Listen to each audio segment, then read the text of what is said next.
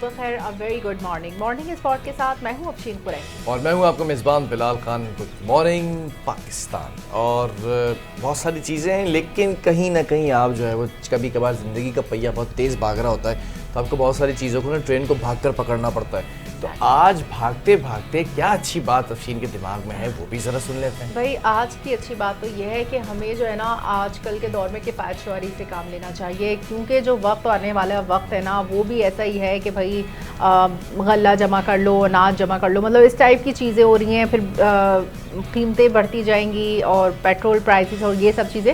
تو اس لیے دنیا میں سب سے قیمتی دولت اس وقت پانی اور بجلی اگر ہیں تو ہم اکثر اس کی قدر نہیں کرتے. ہر پانی کا قطرہ یا پھر بجلی کے یونٹ ہم ایسے ہی مطلب ویسٹ کرتے رہتے ہیں. تو جو ہے نا اس سے آنے والی نسلوں کو بھی خطرہ ہو سکتا ہے, کیونکہ گیا وقت کبھی واپس نہیں آتا اور جو نقصان ہم کر بیٹھتے ہیں اکثر اس کا خمیازہ مستقبل میں بھگتنا پڑتا ہے. اور پانی اور بجلی کی بچت صرف ایک چھوٹا سا عمل نہیں ہے بلکہ یہ ہماری ذمہ داری ہے, ہماری سینس آف رسپانسبلٹی, ہماری سیوک سینس ہے, شعور ہے اور مستقبل کی حفاظت ہے. جب ہم نل کو صحیح سے بند رکھیں گے, لیکیج دور کریں یا غیر ضروری بجلی بند کر دیں تو ہم اپنے ہی وسائل کو ضائع ہونے سے بچا رہے ہوتے ہیں اور ماحول کی بھی حفاظت کر رہے ہوتے ہیں.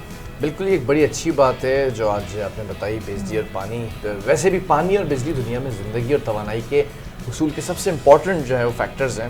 اچھا, روزانہ کے کام ہو, صنعتیں ہوں, زراعت ہو, کاروبار ہو, سب چیزیں اسی پر بیس کرتی ہیں. بالکل, پانی ہٹا دیں ایک دنیا سے اور یہ بجلی ختم کر دیں. سوچیں ذرا آپ کہ کتنی ساری چیزیں بند ہو جائیں گی. سارا انٹرنیٹ, یہ سارے موبائل فونز, یہ سارے لیپ ٹاپس, یہ ٹی وی چینل کی اسکرینز, یہ موبائل کی اسکرینز, یہ یوٹیوب, فیس بک, سب everything will be closed. مگر افسوس کی بات یہ ہے کہ ہم اکثر ان کی قدر نہیں کرتے اور انہیں ضائع کر دیتے ہیں. اکثر لوگ بلا وجہ پانی کو ضائع کرتے ہیں. میں نے دیکھا ہے کہ نل کا کھلا ہوا ہے تو کھلا ہوا ہے اور بہت پریشر سے پانی آ رہا ہے. مطلب اگر آپ کو وضو بھی کرنا ہے وہ تھوڑے سے پانی سے بھی ہو سکتا ہے, اتنا زیادہ کھولنے کی اس کو ضرورت نہیں ہے. تو یہ جو بجلی کا غیر ضروری استعمال ہے یا پانی کا, تو اس کے ضیاع سے ذرا آپ لوگ پرہیز کریں اور خیال رکھیں کہ ہر چیز کی قدر کریں. کوشش کریں کہ پانی بجلی کا استعمال انتہائی کفایت شعاری سے کریں, کیونکہ آنے والی نسلیں جو ہے نا اس میں پھر ہم ایک محفوظ ماحول ان کو دے سکیں. اور اسی لیے ضروری کہ پانی بجلی کا ہر قطرہ اور یونٹ اس کی ہم قدر کریں اور اس کی حفاظت کریں. بالکل, اور آگے بڑھتے ہیں اور ایک سیگمنٹ ہمارا جو سب سے زیادہ امپورٹنٹ ہوتا ہے ٹورزم پیکج. تو آج ہم آپ کو ذرا, رمضان ہے نا تو مساجد دکھائی جا رہی ہیں. آج آپ کو عیدگاہ مسجد جو ملتان کے اندر واقع ہے اس کے بارے میں بتاتے ہیں.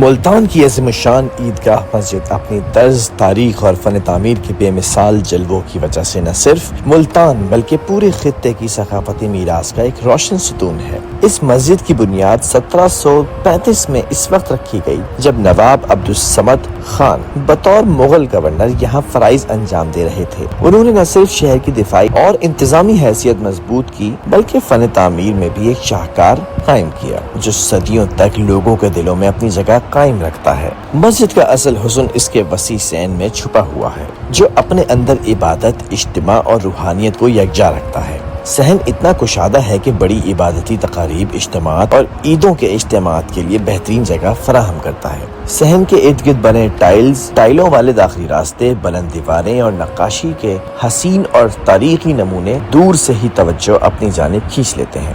مسجد کی مرکزی عمارت تقریباً 250 فٹ چوڑی ہے جو اپنی کشادگی اور متوازن ڈیزائن کی وجہ سے دیکھنے والوں کو حیرت میں مبتلا کرتی ہے. اس عمارت کے اوپر چھوٹے اور بڑے 7 گنبد ہیں جن کی ترتیب اور فن تعمیر ایک مخصوص اور دلکش جمالیاتی ہم آہنگی پیش کرتی ہے. ہر گنبد نہ صرف فن تعمیر کے لحاظ سے اہم ہے بلکہ مسجد کی مجموعی ساخت میں توازن اور خوبصورتی میں اضافہ کرتا ہے. اس مسجد کی بیرونی آرائش اپنی مثال آپ ہے. چمکدار نیلی ٹائلیں جو مختلف نقش و نگار اور باریک خطوط میں جڑی ہوئی ہیں ملتان کی مشہور ٹائل کاری کے فن کو بہترین انداز میں اجاگر کرتی ہیں. نیلے رنگ کے امتزاج, سفید سنگ مرمر کی نفاست اور سنہری روایتی نقوش نے اس مسجد کو ایک منفرد جمالیاتی حسین صورت دی ہے جو دن کی روشنی میں بھی خوب چمکتی ہے اور رات میں چاندنی کے ساتھ اور بھی دلکش نظر آتی ہے. اس کی اندرونی دیواریں اور چھت پر کی گئی خوبصورت نقاشی ایک الگ داستان سناتی ہے. باریک خطوط، منفرد انداز اور روایت کے ساتھ جدید حسن کا امتزاج مسجد کے اندر ہی دیکھنے والے کو حیرت زدہ کر دیتا ہے۔ ہر نقش میں ایک تاریخ، ہر رنگ میں ایک روایت چھپی ہوئی ہے۔ یہ وہ چیز ہے جو صرف فن کی نفاست کو ہی ظاہر نہیں کرتی بلکہ صدیوں پر محیط ثقافت اور ایمان کی گہرائی کو بھی پیش کرتی ہے۔ یہ مسجد صرف ایک عبادت گاہ نہیں بلکہ ایک زندہ تاریخ اور ایک یادگار ہے۔ مغل فن تعمیر، مقامی کاریگری اور اسلامی جمالیات کو ایک ساتھ سمیٹے ہوئے ہے۔ اس کی وسعت، فن اور مقامی ماہرین کے ہاتھوں تیار کردہ ڈیزائن نے اس کو نہ صرف ملتان بلکہ پورے خطے کا ایک ثقافتی خزانہ بنا دیا ہے جس کے حسن اور اہمیت کا اندازہ وقت کے ساتھ مزید بڑھتا جا رہا ہے۔ یہ مقام آج بھی ہزاروں زائرین، سیاحوں اور فنون تعمیر کے شائقین کو اپنی طرف کھینچتا ہے، اور ہر آنے والا اس مسجد کی شان، تاریخ، ٹائل کاری، گنبدوں کی ترتیب اور نقش و نگار کی باریکی کو قریب سے دیکھ کر اس عظیم فن تعمیر کی تعریف کیے بغیر نہیں رہ پاتا۔